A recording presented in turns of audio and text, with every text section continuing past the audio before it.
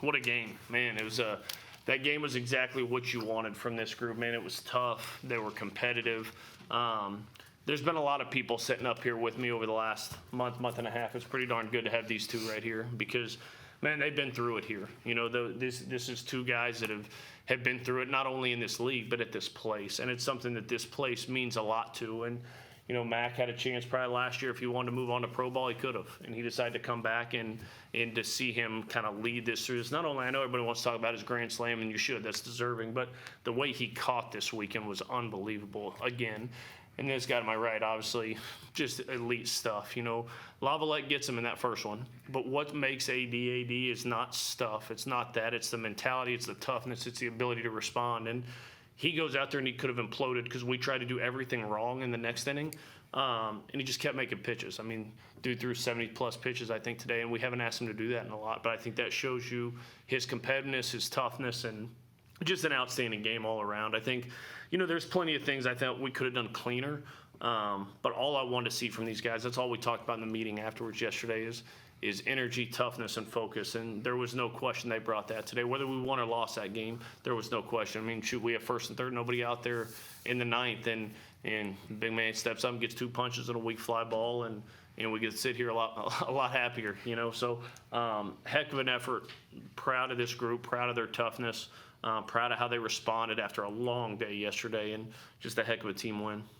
Yeah, Mac, you had a stellar performance all weekend long. What were you kind of looking for at the plate? What was kind of going right? And how did it feel to get your first 2 home runs of the season, especially being 2 Grand Slams? No, yeah, it was awesome. I mean, everyone, if someone says that hitting a home run is not fun, they're lying to you. But, I mean, I think the biggest thing is I just went out there and I tried to do anything I could to win.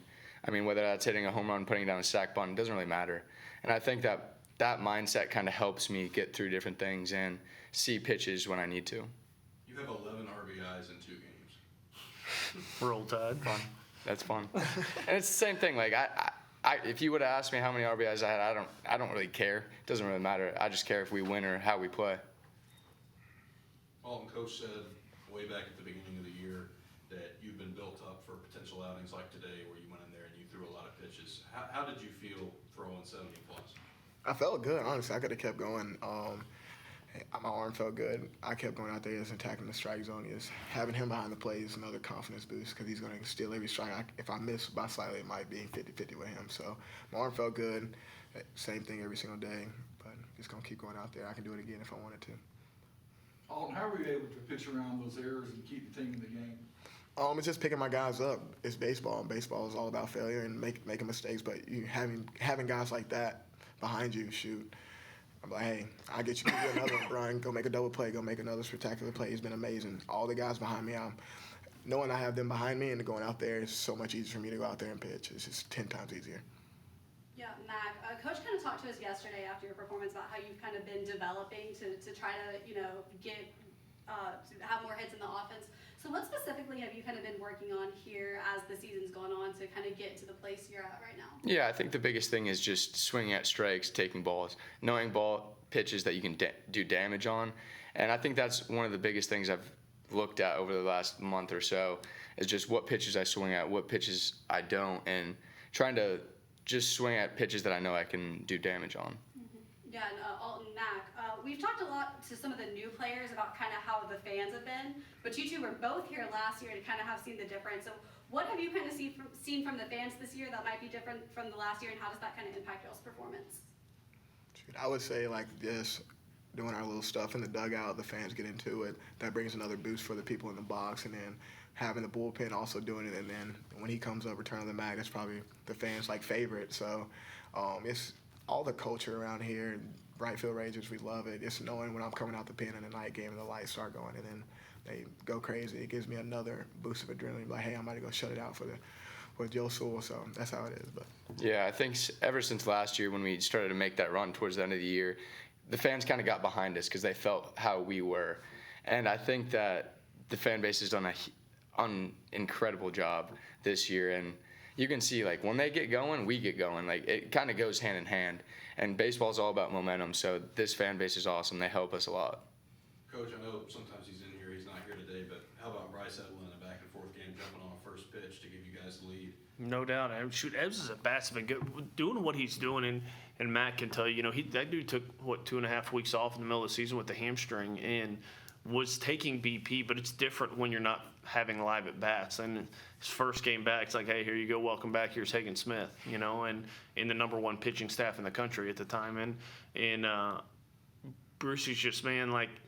I know I sound like a broken record saying this, just so incredibly proud of him. What he's doing is not easy.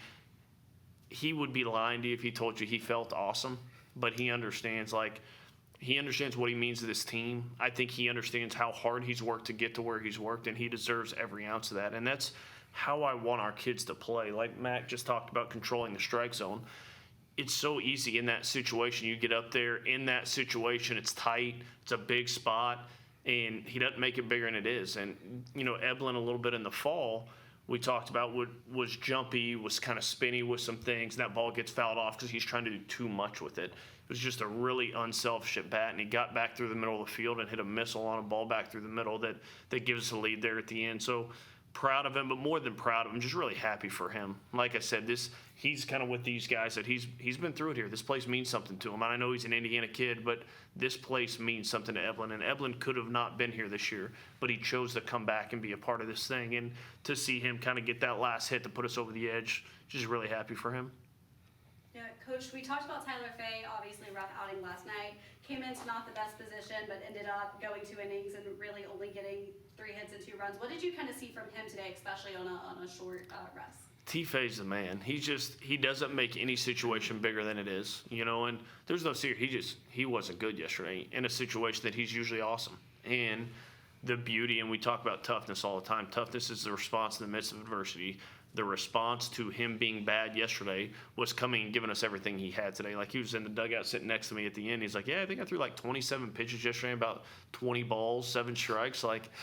And he's not doing that because he doesn't care. He just understands. Like, these guys understand. I understand as a coach, like, they're performers. That's what they are. And so there's opinions when they're good. There's opinions when they're bad. I'm going to pinch hit the wrong guy. I'm going to sub the wrong guy. It's going to happen. But I think when you're in our position, you prepare for the moment, and then you step into the moment and try to be the best you can be. And at times it's great, and at times it's not. But his 2 innings there were huge because we were kind of preparing to go to AD. I told him early in the game, I said, man, I'm not saving you to the end. Like, it might be a situation where you're in the 4th inning, so don't be surprised by it. But T-Fay, when he went out for the second, we were kind of getting AD going because they were kind of had some guys looming, and him being able to get 3 more outs gives him even more of an opportunity to go out there and extend that and us not have to go to another guy on the back end. So I was really proud of his response today. That's who he is, and he's mature. The dude's still a freshman, and I think people forget that. And I forget that sometimes because I think he's going to be automatic every time. But the failure didn't set him back. He sent his stuff today, and maybe wasn't as sharp at times, but he just competed his tail off for us against a heck of a lineup. Matt, did you feel like the boys were pitching with a tight zone any this weekend? I mean, no. I feel like that's a hard question, but I mean, I tell the guys all the time, just go out there and attack. It doesn't really matter who's calling balls and strikes. Whatever they say, it's how it is. You can't reverse it. So as long as we just keep attacking, I think this pitching staff's going to be unbelievable. Yeah, Coach, Cade Snell, another 5 for 5 day at the plate. How has he been able to emerge ever since you put him in at DH? Yeah, Cade's the man, too. Like, I love that kid, man. He's just your country boy from Dothan. He's a fun dude to be around every day. Like, him and I were talking during BP yesterday, and he was talking to me about how he was going to sell lawnmowers when he's done playing. I was really excited to talk about that. He's got a whole plan and is ready to rock and was telling me what type, and I know what the heck he was talking about, but I loved it. And Cade's just a baseball player. That's all he is, plain and simple. He's a baseball player, and I love the fact that he kind of plays backyard baseball with it. It's like, hey, Cade, go pitch and hit. And there's not a lot of guys. I mean, Cags does that. There's not too many other guys in the country that go out and do that, and he's hitting in the middle of our order. He's proven to us over time like he's not a left-right matchup guy. He's just a tough at bat, and he's a guy you trust, and he's unafraid. He's absolutely unafraid, and there's times it's not good, and there's times it's awesome, and he was outstanding. I thought all weekend he just had really tough at bats with a heck of a pitching staff that the Aggies have over there. Well, you obviously carry yourself with a lot of energy on the mound. How do you manage that when it's a back-and-forth game like this today? That's a great question because it just all the time it just keeps coming out of me all the time. I pitch with a lot of emotion and a lot of adrenaline, but having a team behind me, they helped me keep it down. Like when I came off the inning, we had that rough inning, and they were like, hey, calm down, we're gonna get you a run, we're gonna go back out there and just gonna shut it down. And having that, just being able to, like, all right, I'm gonna save this juice, I'm gonna have to use my juice on the mound. It's more controlled adrenaline, like Coach Vaughn used to talk to me earlier this year. He said, I control the adrenaline, using it in the right way, and just go attack people. So, yeah. And I think that's who he is too. And I think it's a big thing. Like I think if AD tried to go out there and pitch as this buttoned up, like really nice kid, he loses half what makes him awesome. Like I want him to have that energy, and I want him to have that. And that's what makes him who he is. And it's one thing I'm a big fan of with our players. Like we're gonna put guardrails out there, like because I think we have to have some guardrails. But I want them to be them. I want them to feel free to come out and express themselves, to compete, to do things. And he's continued to grow and do a heck of a job of that. Alton, was Hueytown High the last time you got 10 outs in one game? 10 outs? Yeah. Yeah. Because the last outing that I went 3 was in Missouri last year and only got 9, but this is the first time I got 10 in, I would say, SEC play.